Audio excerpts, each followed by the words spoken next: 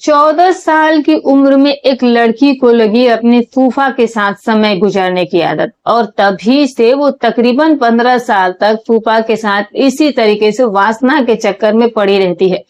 और फिर जब वो 27 साल की हो जाती है 15 साल के बाद, तो फिर उसके बाद उसका जो फूफा उसके साथ जो भी कुछ करता है दोस्तों, बहुत ही विचित्र कहानी है। जिंदगी जो है वो बिल्कुल ही झंड बन जाती है इस कहानी में। और इस कहानी को अंत तक जरूर सुनिएगा, क्योंकि इस कहानी से आपको बहुत बड़ी सीख मिलने वाली है कि आखिर दुनिया में चल क्या रहा है और क्या हो रहा है। नमस्कार, प्रणाम दोस्तों, स्वागत है आपका हमारे यूट्यूब चैनल में। दोस्तों, ये जो घटना है ये घटित होती है बिहार के औरंगाबाद जिले के अंदर। अब दोस्तों वहीं पर एक गांव पड़ता है और उसी गांव में प्रियांशु नाम का एक शख्स रहा करता था और जिसकी उम्र 27 साल होती। उसका उर्फ नाम छोटू था, यानी कि उसके दो नाम थे। घर वाले छोटू कहा करते थे और एक प्रियांशु भी जो है वो नाम रखे हुए थे। अब उसकी शादी को सिर्फ 25 दिन हुए थे। नई नवेली दुल्हन घर के अंदर आई हुई है। पत्नी का नाम गुंजा होता है और गुंजा की उम्र भी जो है वो 27 साल है, यानी कि दोनों की ही पति पत्नी की एज सेम थी। अब जो गुंजा थी वो औरंगाबाद की ही रहने वाली थी और जो ये प्रियांशु इसके लड़का है, इसके घर परिवार में बहुत सारे लोग रहते हैं। परिवार में इसकी विधवा माँ है और पिता की मौत जो है वो काफी सालों पहले हो चुकी है। इसका एक बड़ा भाई भी है और बड़े भाई की भी शादी हो चुकी है और भी परिवार के अंदर सदस्य हैं। और इनके पास 60 बीघा जमीन है। खेती बाड़ी का काम करता है ये लड़का प्रियांशु और ज्वाइंट फैमिली है। चाचा ताऊ सभी लोग जो है वो साथ में थोड़ी थोड़ी दूरी पर रहा करते थे। अब दोस्तों होता क्या है कि प्रियांशु की शादी हो जाती है, कोई दिक्कत नहीं थी। नई नवेली घर में दुल्हन आ चुकी होती है।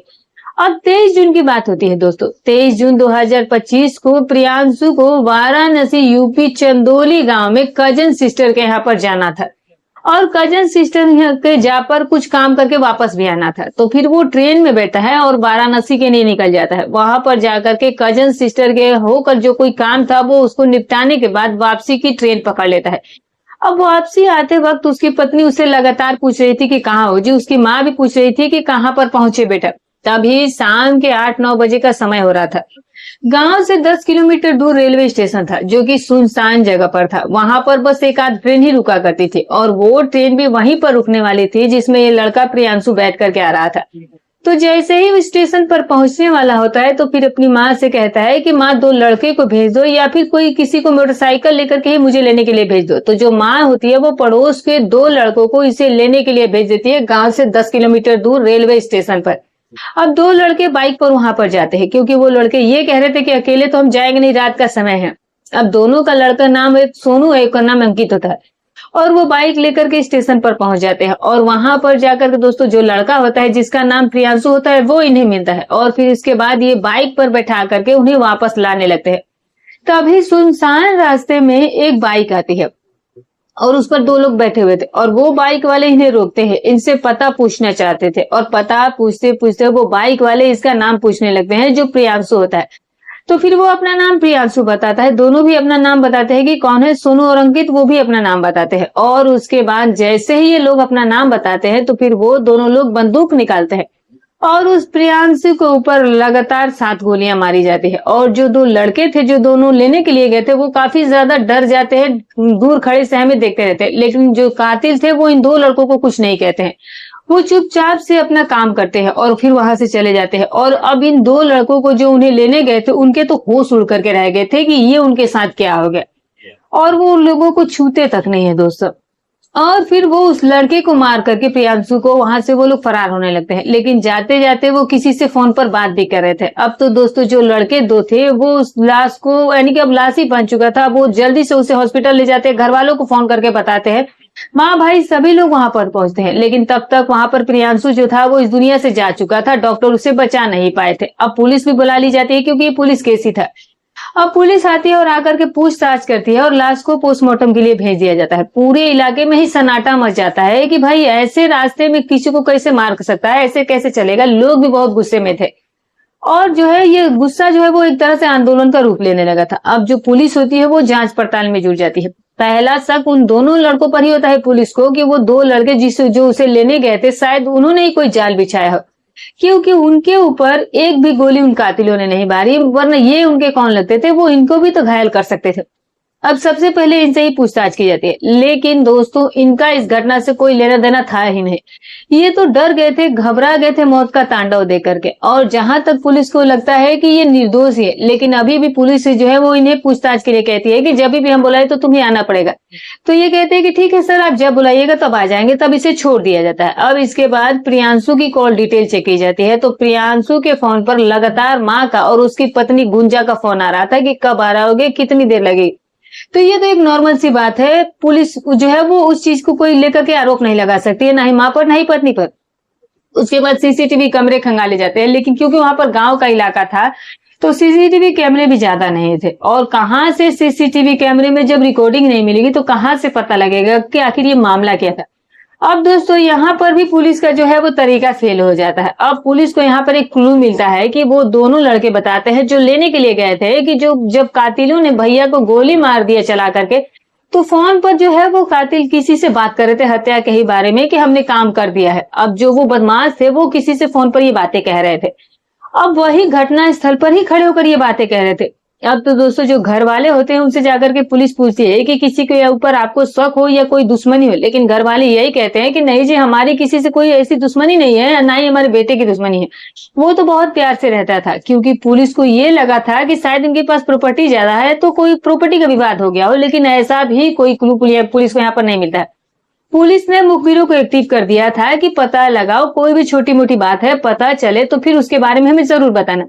अब दोस्तों 4 दिन तक उन दोनों ही लड़कों से तमाम बयान जो है वो पुलिस लेती है और काफी ज्यादा पूछताछ भी किए जा रही थी, लेकिन बस वो लड़के एक ही बात पर अटके हुए थे और पुलिस को उनके ऊपर ज्यादा शक भी नहीं था, क्योंकि बस वो तो फॉर्मेलिटी ही पूरी कर रहे थे और फिर उसमें छोड़ दिया जाता है। लेकिन ये उनको जरूर कहा गया था कि तुम लोग गाँव छोड़कर मत आना जब तक केस सुलझ ना जाए। और उसके बाद दोस्तों अब यहाँ पर पुलिस एक और डिसीजन लेती है। प्रियांशु जिसकी मौत हुई थी उसकी बेडरूम की तलाशी ली जाती है। जैसे ही बेडरूम की तलाशी की ली जाती है तो यहाँ पर छानबीन के दौरान पुलिस को एक छोटा सा फोन मिल जाता है।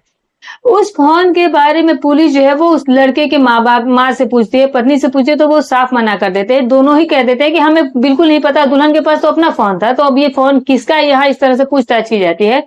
तो अब ये फोन जो है वो घर वाले ये बोलते हैं कि हमें नहीं पता है, लेकिन दोस्तों ये फोन जो था वो गुंजा का ही था। गुंजा का ये सीक्रेट फोन था, यानी कि चुपचाप जिससे बात की जा सकती थी किसी से भी। और जो मेन उसके पास फोन था उसमें किसी का रिकॉर्ड ना है, क्योंकि उसको तो पति भी देख सकता था। चुपचाप जो फोन है, जो गुप्त फोन है, उसे भला कौन देख सकता था। तो अब गुंजा का ये फोन था और उसके बाद उसकी कॉल डिटेल वगैरह, उसकी कॉल हिस्ट्री चेक की जाती है। तो फिर यहाँ पर गुंजा फूफा से लगातार घंटों तक बात करती थी। फूफा से इसका अफेयर था। फूफा का नाम जीवन प्रसाद होता है, जिसकी उम्र 60 साल होती है। और दोस्तों वो बहुत पावरफुल इंसान था। उसकी पत्नी ने चेयरमैन का चुनाव भी लड़ा था, लेकिन वो हार गई थी। इस फूफा के बाइक के शोरूम थे और बहुत ही काफी पैसे वाला इंसान था। झारखंड के पलामू का रहने वाला था। अब डायरेक्ट तो इसके ऊपर हाथ डाला नहीं जा सकता था। उसके बाद सीक्रेट फोन में और भी जांच पड़ताल की जाती है, तो एक और नंबर भी मिलता है, और जो कि डम्ब डाटा होता है। यानी कि दोस्तों डम्ब डाटा, जहां पर उसकी मौत की गई थी, हत्या की गई थी, पुलिस ने पता लगाया था सीरियल लोकेशन वगैरह कि वहां पर उस वक्त उस टाइम पर कौन कौन से फोन जो थे वो एक्टिव थे। तो यहाँ पर वो डम्ब डाटा मिलता है और उसी फोन डम्ब डाटा में इस नंबर भी जो है वो वहां शो कर रहा था, दिखा रहा था। यानी कि मर्डर स्थल पर ये भी नंबर एक्टिव था। यानी कि अब पुलिस को उस औरत पर और ज्यादा शक हो जाता है। अब क्योंकि बदमाशों के नंबर भी उस जगह पर ही थे और उन्हीं बदमाश के नंबर उस पत्नी के प्राइवेट सीक्रेट फोन के भी अंदर थे, तो इसका मतलब है कि लगातार यही उनसे बात कर रही थी। कॉल भी कई बार उनसे की गई थी। और दूसरी बात यहाँ पर एक और ये भी मिलती है कि आज से 25 दिन पहले जब इस लड़की की शादी हुई थी प्रियांशु से, तो शादी वाले दिन 97 बार इसने अपने फूफा पास फोन किया था।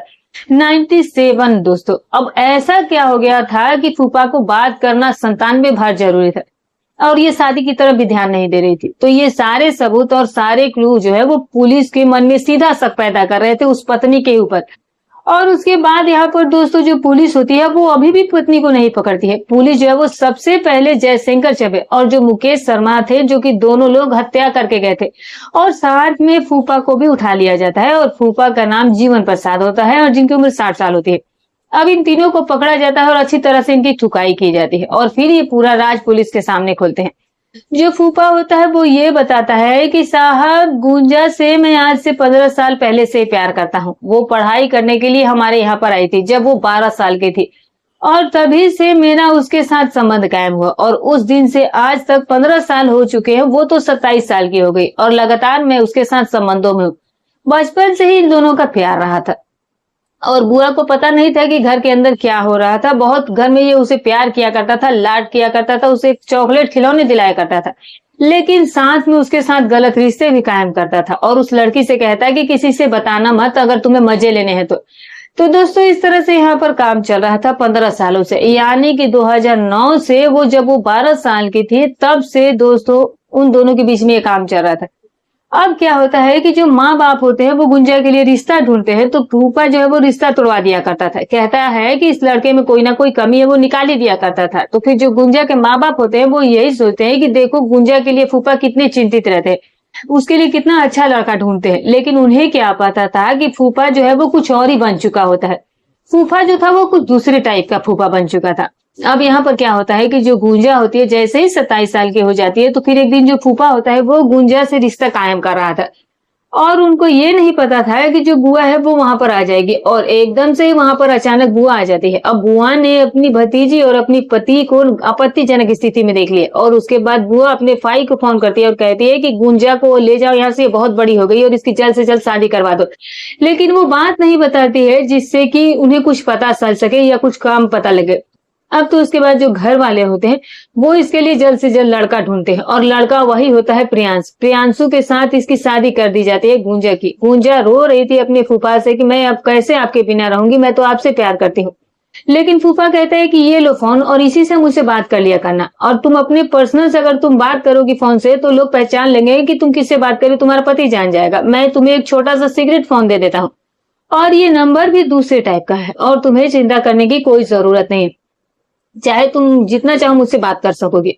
शादी हो जाती है और शादी के दिन ही वो फूफा से 97 बार फोन किया था उसी प्राइवेट फोन से कि अब क्या करूंगी कैसे करूंगी, यानी कि वो फूफा की कुछ ज्यादा ही लाडली बन गई थी।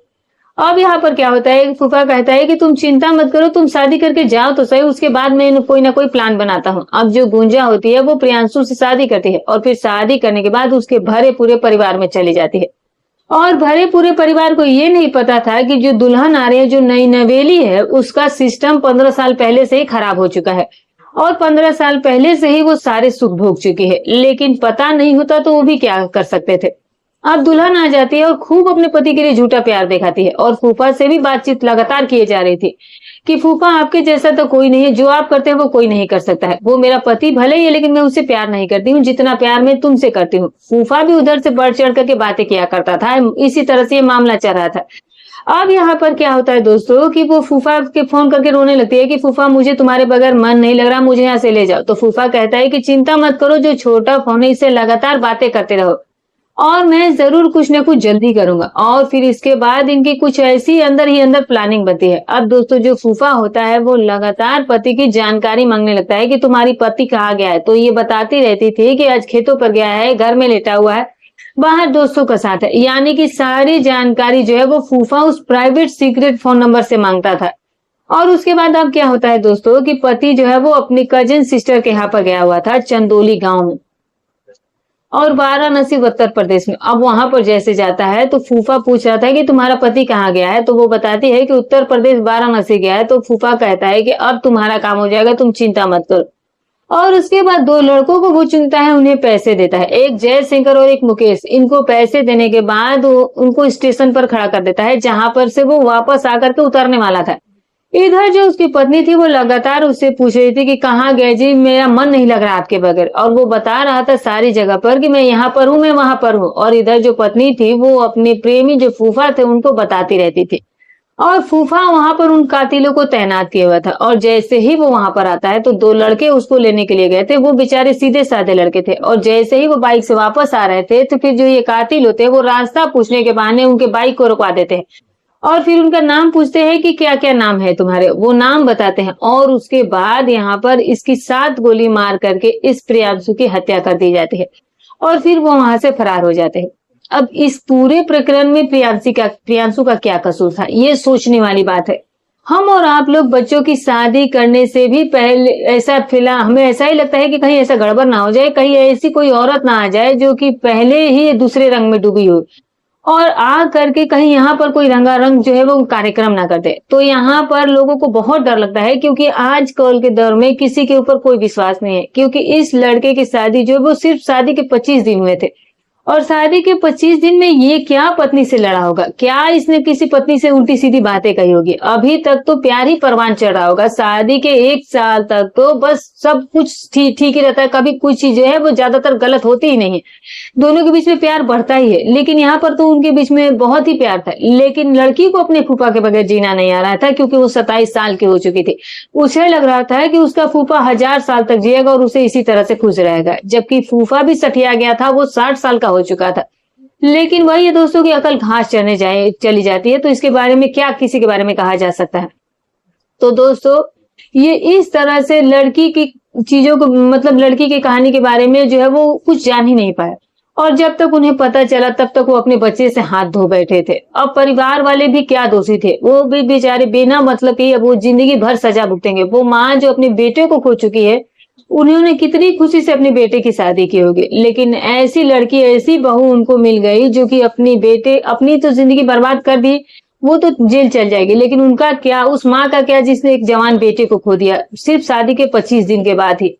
तो दोस्तों सोचिए उस माँ पर क्या बीत रही होगी। और ये जो लड़की है, क्या उसको उसके कर्मों की सजा नहीं मिलेगी? जो उसने किया उसके कर्मों की सजा तो उसे जरूर मिलेगी। तो दोस्तों ये रही कहानी। तो दोस्तों हमारी कहानी सुनाने का उद्देश्य किसी की भावनाओं को ठेस पहुंचाना नहीं है, ना ही किसी के दिल को आहत करना है, बस केवल आपको सतर्क करना है, आपको जागरूक करना है। तो दोस्तों आप इस कहानी के बारे में क्या राय रखेंगे? क्या लड़के के या फिर लड़के के परिवार वालों की कोई गलती थी इसमें कि उन्होंने लड़की के बारे में उतना ज्यादा पता नहीं लगाया, या फिर सारी गलती जो थी वो उस बहू की ही थी जिसने ऐसा काम किया था? मेरे नजरिए में तो जाहिर सी बात है दोस्तों, सबसे बड़ी गलती जो थी वो बहू की ही थी। आपकी जो राय हो कमेंट करके जरूर बताइएगा। तो फिर मिलूंगी कल एक और नई घटना के साथ, तब तक अपना और अपने परिवार का ख्याल रखें, सावधान रहे, सतर्क रहें।